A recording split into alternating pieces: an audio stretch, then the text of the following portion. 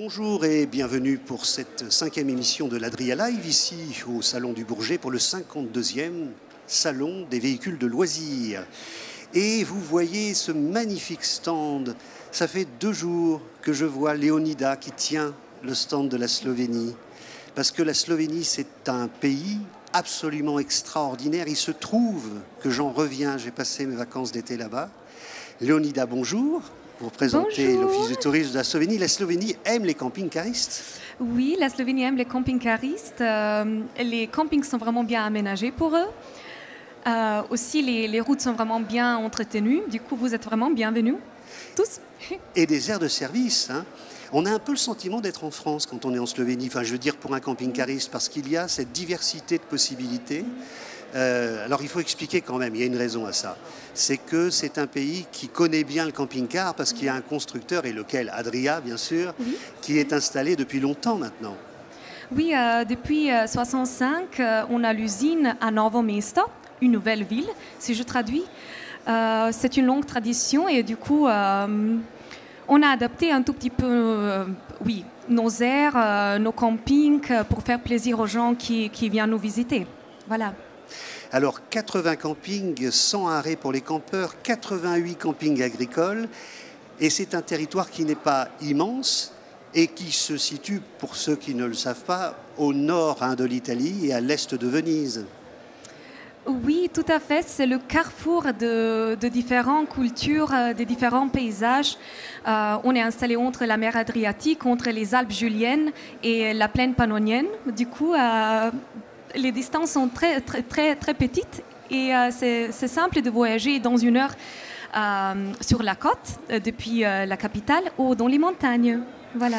Alors on ira se balader encore un peu tout à l'heure, je vous retrouverai, mais une question se pose quand on part comme ça dans un pays à l'étranger. Est-ce qu'on va pouvoir regarder, je ne sais pas, par exemple le Tour de France? Est-ce qu'on va pouvoir regarder l'émission politique qu'on a envie de regarder, le journal de 13h ou de 20h? Et pour ça, il y a une solution. Et c'est Stéphane Waag qui la propose. Stéphane Waag, vous représentez Alden et vous êtes un spécialiste de la télévision par satellite en camping-car. Tout à fait. Alden est un spécialiste de la télé par camping-car, de la réception satellite. Et je confirme, en Slovénie, c'est sans problème. Le matériel existe, c'est facile à utiliser pour tout le monde. C'est la philosophie d'Alden de faire des produits pour tout le monde. Produits simples. Des produits simples pour tout le monde. On appuie sur un bouton et presque en quelques secondes, on capte. Alors, comment ça fonctionne? En fait, les gens ne se rendent pas compte, mais il y a beaucoup d'ingénierie derrière, parce qu'il y a plusieurs problématiques qui se posent. Ah, bien sûr, il y a d'abord la recherche du satellite, qui est le point majeur du fonctionnement d'une antenne pour camping-car, parce que le camping-car voyage, se retrouve dans différentes contrées, et le pointage est l'élément essentiel pour pouvoir faire fonctionner correctement son matériel. De là, des ingénieurs chez Alden travaillent fort et pensent à ça tous les jours. Et aujourd'hui, on est fiers d'annoncer qu'on a fait développer et certifier un téléviseur qui s'appelle IO, qui, lui, a tout ça qui est intégré, tout ce pointage qui est si important, qui évite des mises à jour fastidieuses, des utilisations compliquées, des multiples télécommandes, des fils partout. Bah là, on simplifie, c'est beaucoup plus simple et compréhensible. Alors, pour schématiser, les satellites se trouvent au sud. Tout à fait, au niveau de l'équateur. Au niveau de l'équateur, donc sud-ouest très léger, je crois. Oui, pour Eutelsat, celui qui nous intéresse le plus, avec le programme Fransat, c'est Eutelsat 5W. Effectivement, on a Astra pour d'autres programmes, et il couvre l'ensemble du bassin européen. Alors, il y a plusieurs éléments, hein, un pointeur, un démodulateur, bon, ainsi de suite, et une carte aussi, qu'on met généralement dans le... Oui. Hein, qui permet, avec l'opérateur, en l'occurrence Fransat, de recevoir la télévision.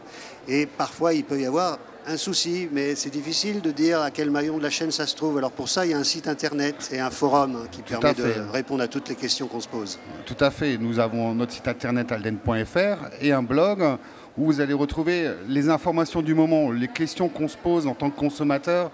Nous, en tant que professionnels, on a la tête dans le guidon, on n'y pense pas forcément, mais Alden fait en sorte que ces consommateurs soient informés et je vous invite à aller faire un petit tour.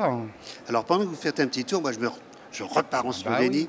Je repars en Slovénie pour témoigner de ce qu'ont été mes vacances, parce que j'y suis allé, avec mes grands-enfants. Et pendant que je parle, on est en train de nous montrer ces images qui ont été tournées dans cette grotte dont vous me rappellerez le nom, absolument extraordinaire.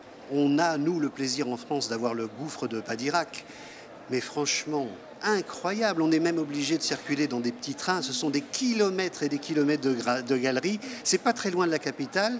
Comment ça s'appelle? La grotte s'appelle Postojna. Elle est inscrite dans le patrimoine de l'UNESCO aussi, de la patrimoine mondial.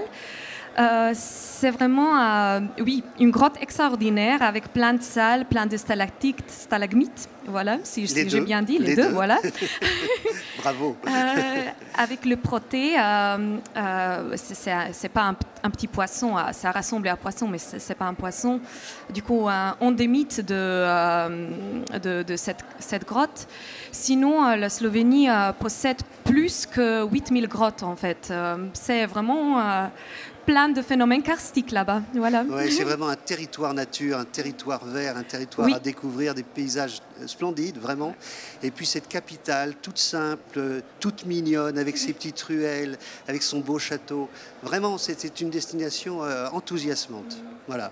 Je suis ravi d'avoir votre sourire devant moi tous les jours, pendant 7 jours encore. Merci pour vos compliments, ça fait plaisir. Merci Léonida. Et alors en sortant de la grotte, eh bien, on va retrouver le soleil.